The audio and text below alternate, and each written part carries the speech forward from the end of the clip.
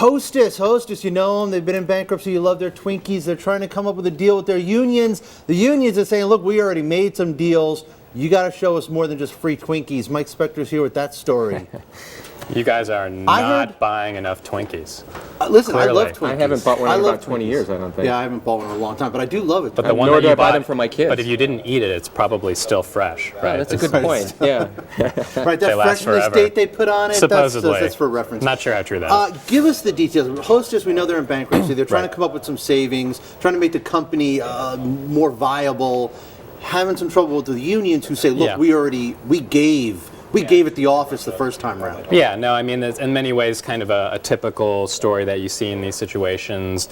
The company says its labor costs are all out of whack. They have these work rules where, you have to put the Twinkies on one truck and the bread on another truck, and then different people have to unload it. Very inefficient.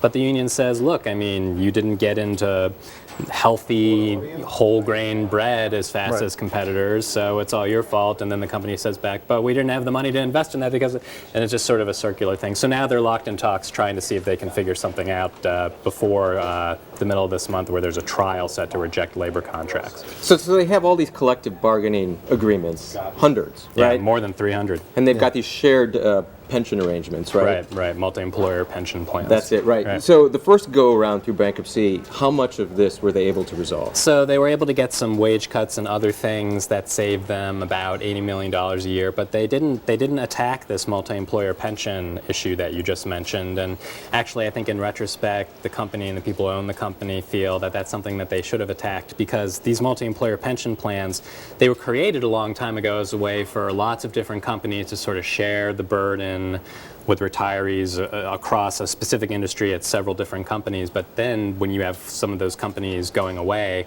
or ceasing contributions altogether, the remaining companies have to pick up the slack. So Hostess is sitting here saying, we're bleeding cash and we're paying for retirees who don't even belong to us. So we need to do something about that. And we're told in these negotiations right now that it's on the table right now that maybe Hostess will keep contributing to those plans, but with some limitations, but we still don't know how that's going to go. It's a back and forth with the Teamsters. So, I mean, obviously, look, you said it right at the top. I mean, this is an issue that a lot of companies are dealing with, every company, right, labor costs. But the larger issue is, what is Hostess going to do when they get out of bankruptcy? Like you said, this is the second time they've been through it. Clearly, it's something, it's got to be something beyond just labor costs. What do they do?